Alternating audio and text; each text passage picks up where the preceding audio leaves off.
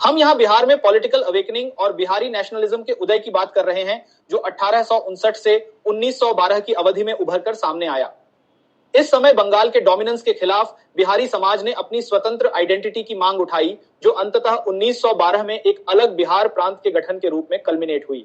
इस दौर में बिहारी समाज में सोशल और पॉलिटिकल कॉन्शियसनेस का विस्तार हो रहा था और वे अपने अधिकारों और शासन में हिस्सेदारी के लिए संघर्षरत थे, जिससे एक सशक्त राजनीतिक आंदोलन की नींव पड़ी।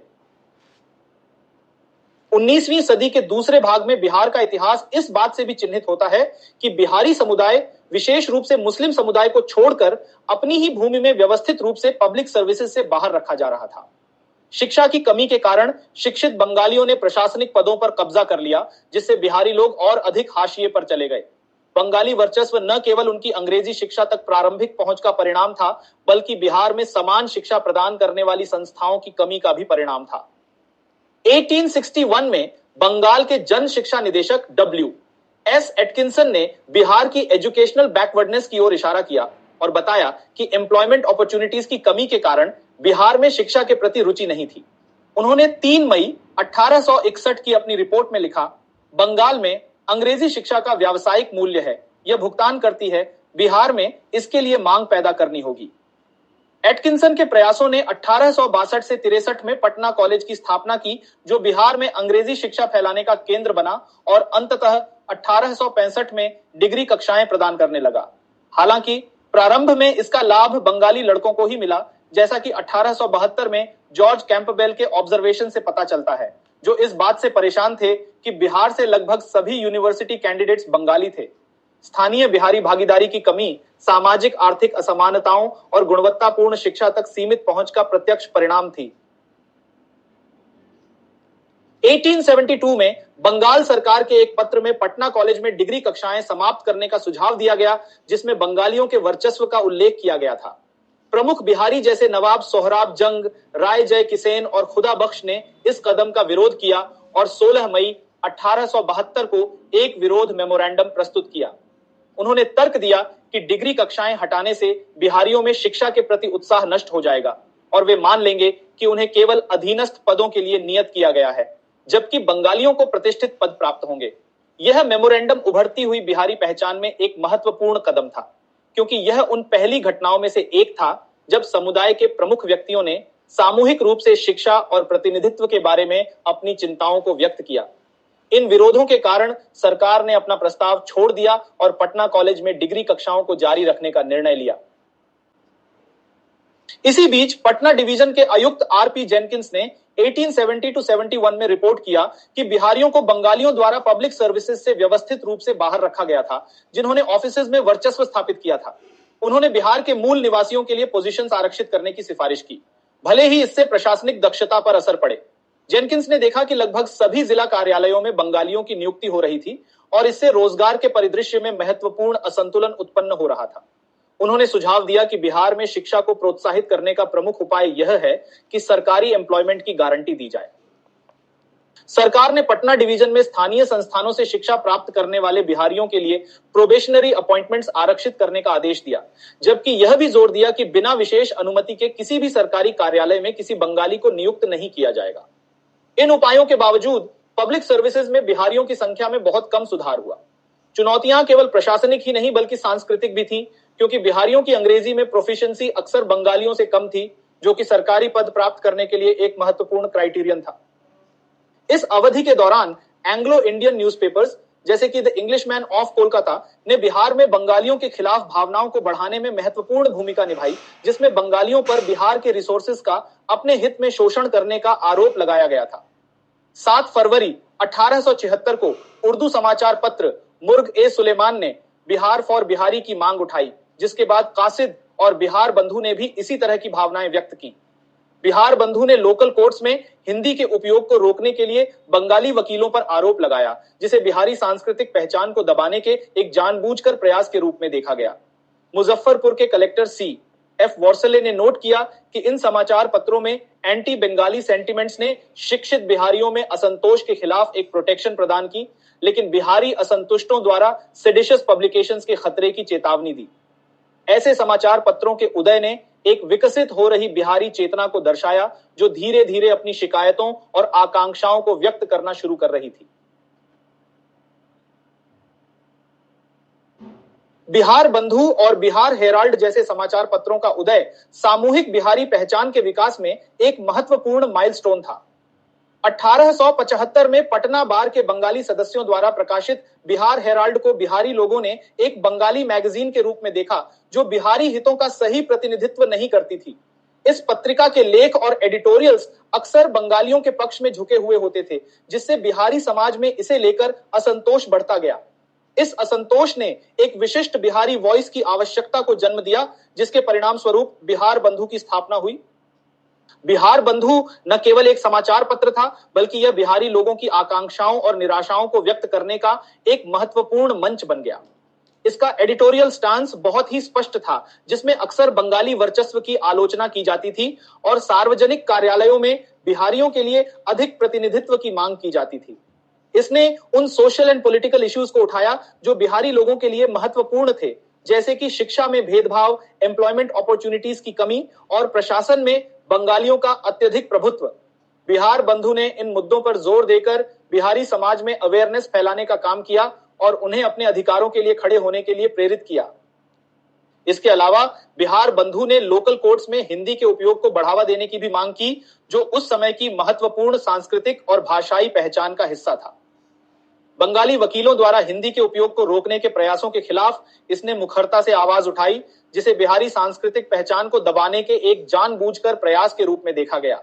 इस प्रकार बिहार बंधु ने न केवल पॉलिटिकल बल्कि सांस्कृतिक चेतना को भी बढ़ावा दिया और बिहार के लोगों को अपनी भाषा और संस्कृति पर गर्व करने के लिए प्रेरित किया। मुजफ्फरपुर के कलेक्टर सीलोन एफ वॉर्सले ने बिहार बंधु की भूमिका को मान्यता दी और उल्लेख किया कि इस न्यूज़पेपर ने शिक्षित बिहारियों में असंतोष के खिलाफ एक प्रोटेक्शन प्रदान की। यह असंतोष बंगाली वर्चस्व और बिहारियों के मार्जिनलाइजेशन के खिलाफ था। बिहार बंधु ने इस असंतोष को एक सकारात्मक दिशा दी और बिहारियों के लिए यूनिटी और ऑर्गेनाइजेशन की आवश्यकता को स्पष्ट किया। इसने बिहारी समाज को यह समझने में मदद की कि यदि उन्हें अपने अधिकारों की रक्षा करनी है तो उन्हें संगठित होकर आवाज उठानी होगी। इन समाचार पत्रों के उदय ने बिहार में एक विकसित हो रही चेतना को दर्शाया, जो धीरे धीरे अपनी शिकायतों और आकांक्षाओं को व्यक्त करना शुरू कर रही थी। बिहार बंधु और बिहार हेराल्ड ने बिहार के सोशल और पॉलिटिकल परिदृश्य में महत्वपूर्ण योगदान दिया। जहां बिहार हेराल्ड ने बंगालियों के दृष्टिकोण को प्रस्तुत किया, वहीं बिहार बंधु ने बिहारी समाज के विचारों और उनके अधिकारों के लिए संघर्ष को स्वर दिया। इसने पब्लिक ओपिनियन को संगठित करने और बिहार के लोगों के बीच यूनिटी की भावना को बढ़ावा देने में महत्वपूर्ण भूमिका निभाई, जिससे बिहारियों के लिए एक संगठित राजनीतिक और सांस्कृतिक आंदोलन की नींव पड़ी। बिहार में पहली सोशल अवेकनिंग मुजफ्फरपुर में 1868 में इमदाद अली द्वारा स्थापित बिहार साइंटिफिक सोसाइटी जैसे संगठनों के माध्यम से आई। यह संगठन मुख्य रूप से मुस्लिम समुदाय में यूरोपीय शिक्षा को लोकप्रिय बनाने पर केंद्रित था, जो आधुनिक शिक्षा के मामले में पिछड़ रहा था। सोसाइटी का उद्देश्य पारंपरिक और आधुनिक शिक्षा के बीच की खाई को पाटना भी था, जिससे साइंस और प्रौद्योगिकी के अध्ययन को प्रोत्साहित किया जा सके। इस समय शिक्षित कायस्थों ने भी सामाजिक बुराइयों को मिटाने के लिए सोशल ऑर्गेनाइजेशंस का गठन किया। शाहाबाद के सुधारक मुंशी पेरीलाल ने 1868 में सदर अंजुमन ए हिंद की स्थापना की और नॉर्थ वेस्टर्न प्रांतों के lieutenant governor sir George Campbell का समर्थन प्राप्त किया। इस संगठन का उद्देश्य विशेष रूप से विवाह और अन्य समारोहों पर अत्यधिक खर्च को कम करने जैसे सामाजिक सुधारों को बढ़ावा देना था। हालांकि प्रमुख सदस्यों द्वारा मितव्ययिता नियमों का पालन न करने के कारण यह आंदोलन विफल हो गया, जो गहरे सांस्कृतिक प्रथाओं के सामने सोशल रिफॉर्म मूवमेंट्स को बनाए रखने की चुनौतियों को उजागर करता है। बिहार के प्रारंभिक पॉलिटिकल लैंडस्केप में सच्चिदानंद सिन्हा, महेश नारायण, कृष्ण सहाय, नंद किशोर लाल, अली इमाम और मजरुल हक जैसे नेताओं का उदय हुआ, जिन्होंने बंगाल से बिहार की अलग पहचान के लिए आंदोलन का नेतृत्व किया। इन नेताओं का उदय केवल राजनीतिक नहीं था, बल्कि सामाजिक जागरूकता और सांस्कृतिक पुनरुत्थान का एक प्रतीक भी था। ये सभी नेता अपने समय के अग्रणी शिक्षाविद, सामाजिक सुधारक और विचारक थे, जिन्होंने न केवल अपनी योग्यता के बल पर बल्कि अपने कार्यों के माध्यम से बिहार के लोगों को प्रेरित किया।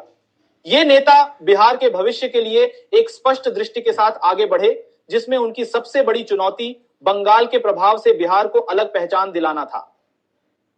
सच्चिदानंद सिन्हा, जो बाद में भारतीय संविधान सभा के प्रमुख सदस्य बने, प्रारंभ में ही इस बात को समझ गए थे कि बिहार को राष्ट्रीय राजनीति में अपनी पहचान बनाने के लिए एक स्वतंत्र पहचान की आवश्यकता है। उनका दृष्टिकोण यह था कि बिहार जैसे प्रांत जो ऐतिहासिक और सांस्कृतिक रूप से अद्वितीय है को बंगाल के अधीन रखकर उसकी स्वतंत्रता और उसके लोगों के अधिकारों को खतरे में डाला जा रहा है। यह उनकी राजनीतिक दूरदर्शिता थी कि उन्होंने पहले ही पहचान लिया था कि अगर बिहार के लोग राष्ट्रीय राजनीति में अपनी आवाज बुलंद नहीं करेंगे तो उनके अधिकारों और हितों की उचित सुनवाई नहीं हो पाएगी। सच्चिदानंद सिन्हा ने शुरुआती दौर से ही बिहार के लोगों के बीच राजनीतिक जागरूकता फैलाने का काम शुरू कर दिया था। उन्होंने महसूस किया कि बिहार की जनता को अपनी विशेष पहचान के लिए एक संगठित प्रयास की आवश्यकता है। उनके भाषणों और लेखन में हमेशा यह विचार मुखर रूप से सामने आता था कि बिहार को राष्ट्रीय राजनीति में अपने अधिकारों की रक्षा के लिए आवाज उठानी होगी। उनका यह विचार बाद में भारतीय संविधान सभा में उनके कार्यों के रूप में स्पष्ट हुआ, जहां उन्होंने बिहार के लिए न केवल एक राजनीतिक बल्कि सांस्कृतिक और सामाजिक रूप से समृद्ध प्रदेश के रूप में पहचान की वकालत की। महेश नारायण और कृष्ण सहाय ने भी इसी दृष्टिकोण को अपनाया और अपने वक्तव्यों और आंदोलनों के माध्यम से बिहार के लिए अधिक रिप्रेजेंटेशन की मांग की। महेश नारायण ने विभिन्न मंचों पर यह स्पष्ट किया कि बिहार के लोग जो शिक्षा, कृषि और समाज सुधार में अग्रणी थे, उन्हें बंगाल के प्रभाव में रहकर कभी भी अपनी पूरी क्षमता का उपयोग करने का अवसर नहीं मिलेगा। उन्होंने यह तर्क दिया कि बिहार को अपनी विशिष्ट पहचान के साथ राष्ट्रीय राजनीतिक परिदृश्य में प्रमुख स्थान मिलना चाहिए। उनके आंदोलन और विचारधारा ने न केवल बिहार में बल्कि पूरे देश में राजनीतिक और सामाजिक रूप से जागरूक लोगों के बीच गहरी छाप छोड़ी। कृष्ण सहाय, जो एक समाज सुधारक के रूप में भी जाने जाते थे, ने बिहार के सामाजिक ताने बाने को सशक्त बनाने के लिए कई प्रयास किए।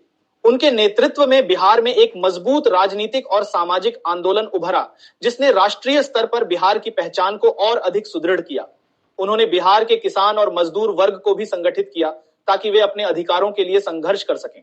उनका मानना था कि केवल राजनीतिक रिप्रेजेंटेशन ही नहीं बल्कि आर्थिक और सामाजिक सुधारों के माध्यम से भी बिहार को उसकी सही पहचान दिलाई जा सकती है। विशेश्वर सिंह और सैयद सरफुद्दीन जैसे कुछ पुराने नेताओं ने इन उभरते हुए नेताओं का समर्थन किया और बंगाली वर्चस्व के सामने एकता की आवश्यकता को पहचाना। विशेश्वर सिंह, जो बिहार के एक प्रमुख जमींदार थे, ने महसूस किया कि यदि बिहार को एक स्वतंत्र प्रांत के रूप में उभरना है तो इसके लिए सामूहिक प्रयासों की आवश्यकता होगी। उन्होंने यह महसूस किया कि बिहार को केवल एक पॉलिटिकल आइडेंटिटी की ही नहीं बल्कि एक सांस्कृतिक और सामाजिक पहचान की भी आवश्यकता है। उनका यह मानना था कि अगर बिहार के लोग एकजुट होकर बंगाल के प्रभुत्व के खिलाफ खड़े होते हैं तो वे न केवल अपने अधिकारों की रक्षा कर सकते हैं बल्कि बिहार की विशिष्ट सांस्कृतिक धरोहर को भी संरक्षित कर सकते हैं। विशेश्वर सिंह का योगदान इस दृष्टिकोण से भी महत्वपूर्ण था कि उन्होंने बिहार में ऑर्गेनाइजेशंस के निर्माण और सामूहिक प्रयासों की आवश्यकता को समझा। उन्होंने न केवल अपने व्यक्तिगत संसाधनों का उपयोग किया बल्कि अन्य जमींदारों और सामाजिक नेताओं को भी इस दिशा में प्रेरित किया। उनके नेतृत्व में बिहार के विभिन्न क्षेत्रों में सामाजिक और राजनीतिक संगठनों का गठन हुआ, जो बाद में बिहार के स्वतंत्र राजनीतिक आंदोलन की नींव बने।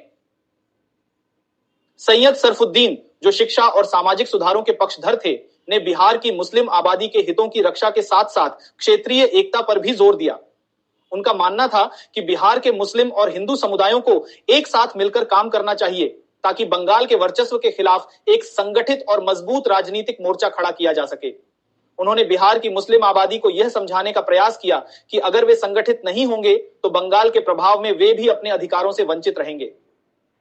सैयद सरफुद्दीन का यह भी मानना था कि केवल राजनीतिक आंदोलन ही पर्याप्त नहीं होंगे बल्कि इसके साथ साथ शिक्षा और सामाजिक सुधारों के माध्यम से बिहार को सशक्त करना भी आवश्यक है। उन्होंने बिहार के युवाओं को आधुनिक शिक्षा की ओर प्रेरित किया और उन्हें सामाजिक सुधारों के लिए संगठित किया। उनके नेतृत्व में बिहार के मुस्लिम समाज ने भी राजनीतिक आंदोलनों में सक्रिय रूप से भाग लेना शुरू किया, जिससे बिहार के राजनीतिक और सामाजिक आंदोलन को और अधिक व्यापक समर्थन मिला। इन सभी नेताओं ने यह समझा कि बिहार को एक अलग पॉलिटिकल आइडेंटिटी की आवश्यकता है और इसके लिए उन्होंने व्यापक जन आंदोलन और ऑर्गेनाइजेशंस के निर्माण में अपनी ऊर्जा लगाई। इन नेताओं के प्रयासों से बिहार में एक मजबूत राजनीतिक चेतना का उदय हुआ, जिसने न केवल क्षेत्रीय स्तर पर बल्कि राष्ट्रीय स्तर पर भी बिहार की पहचान को सशक्त किया। 1883 में हरबंस सहाय ने कलकत्ता में सुरेंद्रनाथ बनर्जी के राष्ट्रीय सम्मेलन में सक्रिय भाग लिया, जो भारतीय राष्ट्रीय कांग्रेस के गठन का एक पूर्ववर्ती था। हरबंस सहाय का इस सम्मेलन में भाग लेना केवल बिहार के प्रतिनिधित्व का संकेत नहीं था, बल्कि यह इस बात का प्रतीक था कि बिहार अब अपनी स्वतंत्र आवाज के साथ राष्ट्रीय राजनीति में प्रवेश कर रहा है। यह सम्मेलन उस समय के प्रमुख राष्ट्रवादी नेताओं को एक साथ लाने का प्रयास था और हरबंस सहाय की भागीदारी ने बिहार के हितों को एक राष्ट्रीय मंच पर प्रस्तुत करने का मार्ग प्रशस्त किया। उन्होंने बिहार के लिए एक मजबूत प्लेटफॉर्म की आवश्यकता को महसूस किया और इसके लिए उन्होंने कांग्रेस के माध्यम से एक राष्ट्रीय राजनीतिक आंदोलन में भाग लेने की ठानी। महाराजा लक्ष्मेश्वर सिंह भी सुरेंद्र नाथ बनर्जी के राष्ट्रीय सम्मेलन और भारतीय राष्ट्रीय कांग्रेस के साथ निकटता से जुड़े हुए थे। उनका प्रभाव केवल कांग्रेस को फाइनेंस करने तक सीमित नहीं था, बल्कि उन्होंने बिहार में राजनीतिक सुधारों पर महत्वपूर्ण चर्चाओं में भाग लिया और कांग्रेस के प्रारंभिक लक्ष्यों को आकार देने में योगदान दिया। लक्ष्मेश्वर सिंह ने यह समझा कि कांग्रेस को संगठित करने और उसे एक मजबूत आर्थिक नींव प्रदान करने से ही वह ब्रिटिश शासन के खिलाफ प्रभावी संघर्ष कर सकेगी। उन्होंने अपने व्यक्तिगत और राजनीतिक संबंधों का उपयोग करते हुए कांग्रेस के उद्देश्यों को आगे बढ़ाया, जिससे कांग्रेस एक मजबूत नेशनल फोर्स के रूप में उभर सकी। उनका मानना था कि भारत की स्वतंत्रता का मार्ग बिहार जैसे प्रांतों के एम्पावरमेंट से ही संभव है। वह प्रारंभिक राष्ट्रवादी आंदोलन में एक प्रमुख व्यक्ति थे और उनके समर्थन ने भारतीय स्वशासन के कारण को विश्वसनीयता प्रदान की।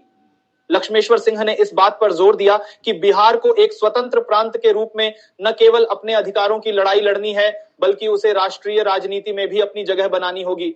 उनके योगदान के कारण कांग्रेस में बिहार की आवाज अधिक प्रभावशाली बन सकी, जिससे बिहार के नेताओं को एक राष्ट्रीय मंच मिला जहां वे अपने विचार और मांगे रख सकें। इसके अलावा लक्ष्मेश्वर सिंह ने बिहार के जमींदारों को यह समझाया कि उनका समर्थन केवल अपने व्यक्तिगत हितों तक सीमित नहीं होना चाहिए, बल्कि इसे व्यापक राष्ट्रीय हित के साथ जोड़ा जाना चाहिए। उनके विचारों और दृष्टिकोण ने बिहार के लोगों को एक नई उम्मीद दी कि वे भी नेशनल पॉलिटिक्स में अपनी महत्वपूर्ण भूमिका निभा सकते हैं। उनके आर्थिक और राजनीतिक समर्थन के बिना कांग्रेस अपने प्रारंभिक वर्षों में उन कठिनाइयों का सामना नहीं कर पाती, जिससे उसने आगे चलकर ब्रिटिश साम्राज्यवाद के खिलाफ एक मजबूत आंदोलन खड़ा किया। उनके इस अवदान ने बिहार की भूमिका को राष्ट्रीय राजनीति में स्थायी रूप से स्थापित कर दिया।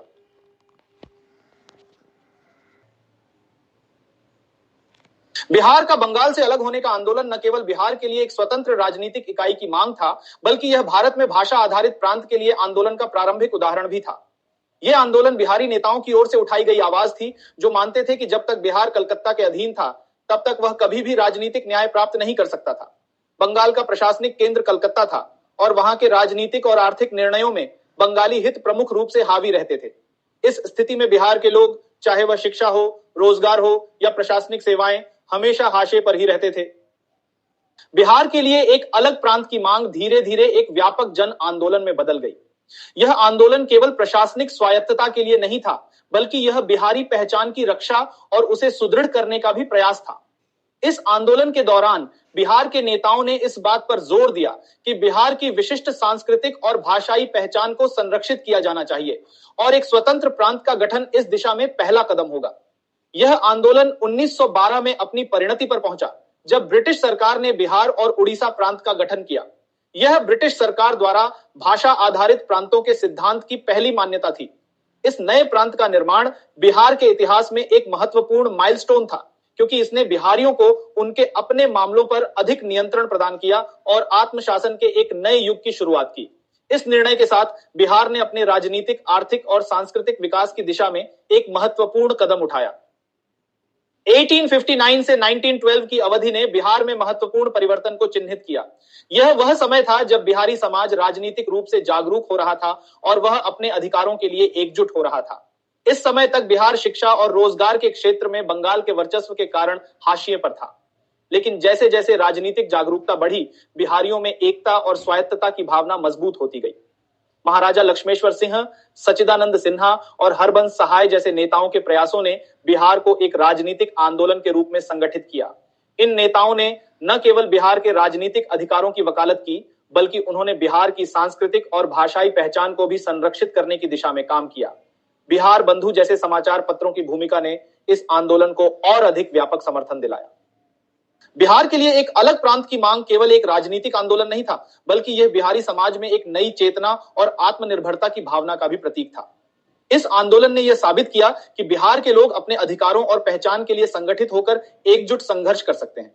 1912 में बिहार और उड़ीसा प्रांत का गठन इस आंदोलन की सबसे बड़ी उपलब्धि थी। इसने न केवल बिहारी पहचान को एक नई दिशा दी, बल्कि भारतीय समाज में बिहार के सही स्थान की पुष्टि की।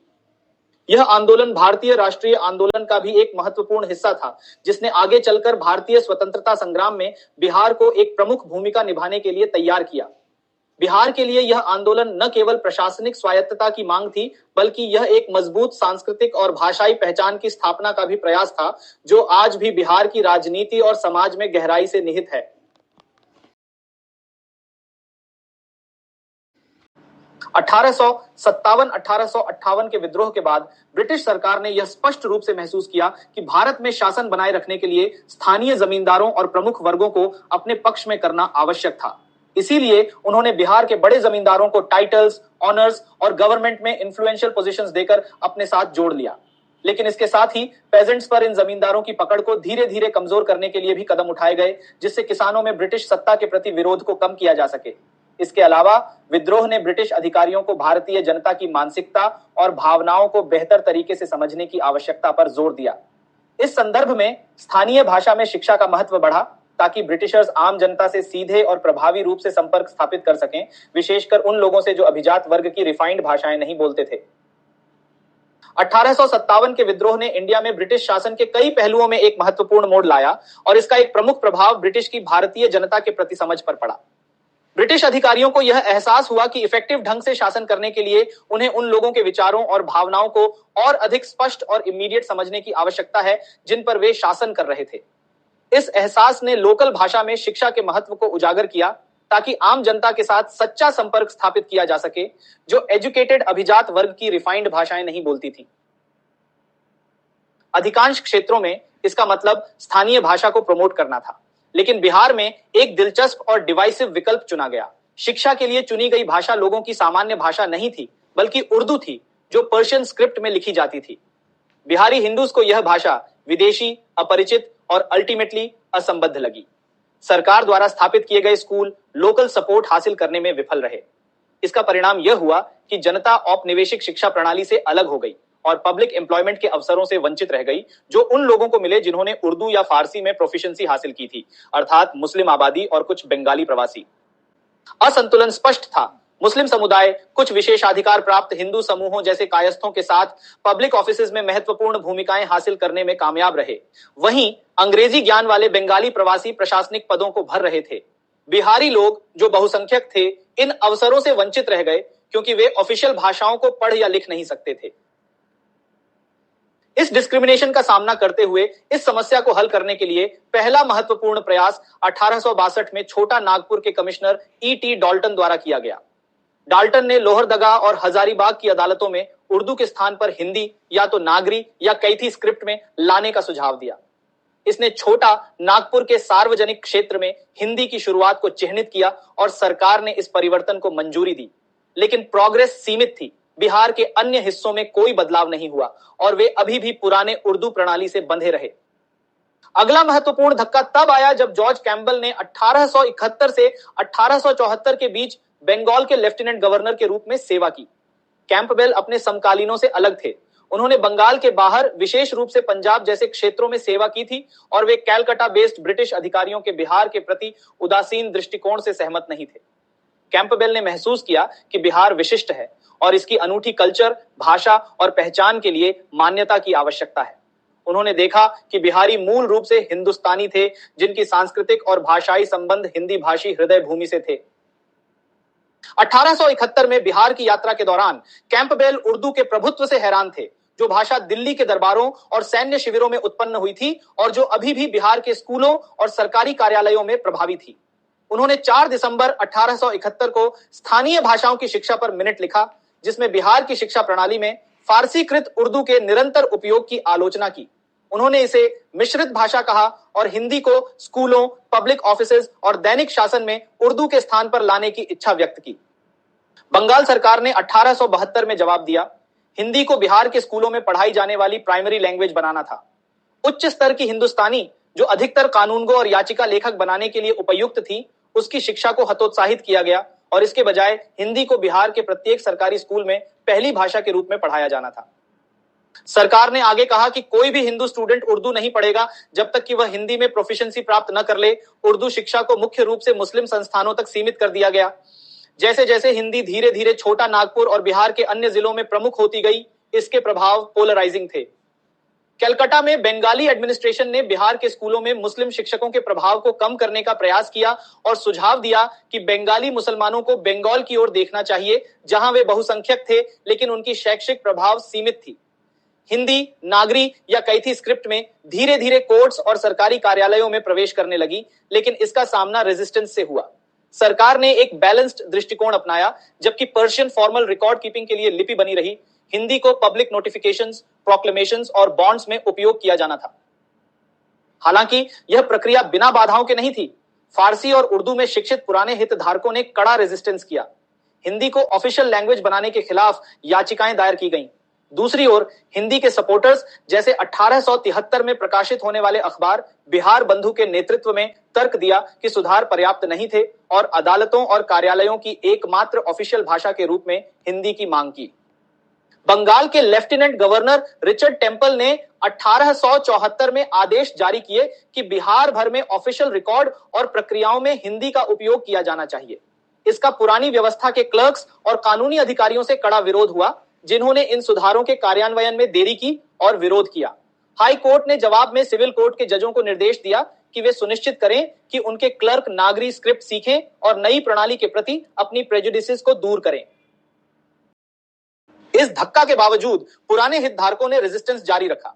विशेष रूप से फारसी शिक्षित अभिजात वर्ग से विरोध स्पष्ट था, क्योंकि वे अपनी विशेषाधिकार प्राप्त स्थिति को खतरे में देखते थे। सरकार के सामने दोनों पक्षों ने अपने मामले रखे। इस अवधि के दौरान दरभंगा के महाराजा लक्ष्मीश्वर सिंह जैसे नेता हिंदी भाषा के समर्थक बनकर उभरे।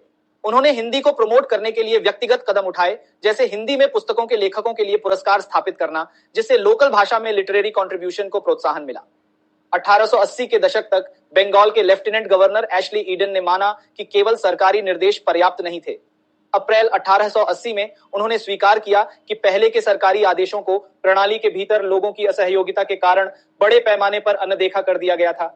इसलिए उन्होंने यह निर्धारित किया कि 1 जनवरी 1881 से बिहार में ऑफिशियल डॉक्यूमेंट्स में हिंदी, नागरी या कैथी स्क्रिप्ट में लिखी गई का अनन्य रूप से उपयोग किया जाएगा। फिर भी औपचारिक आदेश जारी होने के बाद भी डिबेट जारी रही। सिविल कोर्ट के कुछ सदस्यों, जो फारसी शिक्षित बुद्धिजीवियों से प्रभावित थे, ने कैथी लिपि में लिखी हिंदी की आलोचना की और इसे कम्बरसम और अपठनीय बताया।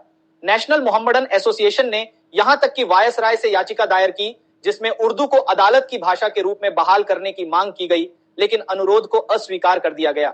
इन चैलेंजेस के बावजूद हिंदी को अपनाने के आंदोलन में वृद्धि जारी रही। सरकार ने विचार विमर्श के बाद 1893 में कैथी के स्थान पर नागरी को ऑफिशियल स्क्रिप्ट के रूप में अपनाने का निर्णय लिया। हालांकि पुराने हितधारकों ने फिर से विरोध किया और तर्क दिया कि नागरी जानने वाले लोगों की संख्या कैथी जानने वालों से कम थी। अंततः 1894 में सरकार ने नागरी के मैंडेटरी उपयोग को रद्द कर दिया और कोर्ट्स के लिए कैथी को ऑफिशियल स्क्रिप्ट के रूप में उपयोग जारी रखा। बिहार के कोर्ट्स और ऑफिसेज में लोकल भाषा के रूप में हिंदी की शुरुआत का क्षेत्र के सामाजिक राजनीतिक ताने बाने पर गहरा प्रभाव पड़ा।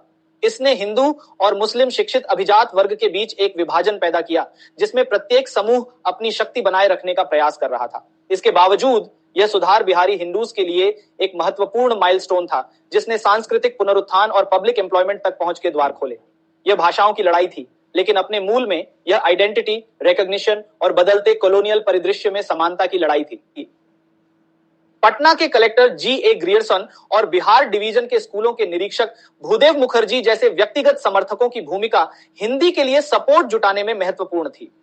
बिहार में इन अधिकारियों की प्रशंसा में लोकगीत गाए गए। गियर्सन ने देखा कि पुराने ढंग के अमलों, मुख्तारों और पुलिस अधिकारियों का रेजिस्टेंस फारसी कृत उर्दू के प्रति उनके लगाव के कारण था और इस विरोध को दूर करने के लिए पेशेंस और दृढ़ता की आवश्यकता होगी। हिंदी की शुरुआत को दरभंगा के महाराजा लक्ष्मीश्वर सिंह का सपोर्ट भी मिला, जिन्होंने हिंदी को प्रमोट करने के लिए विभिन्न विषयों पर हिंदी में लिखी गई सर्वश्रेष्ठ पुस्तकों के लिए नकद पुरस्कारों की घोषणा की। हालांकि चुनौतियां थीं, हिंदी को ऑफिशियल लैंग्वेज के रूप में अपनाना बिहार में एक महत्वपूर्ण कल्चरल बदलाव का प्रतीक था। इसने अधिकांश बिहारी लोगों को शिक्षा और पब्लिक एम्प्लॉयमेंट तक पहुंचने की अनुमति दी, जिससे उन्हें पॉलिटिकल और सांस्कृतिक रूप से सशक्त बनाया गया।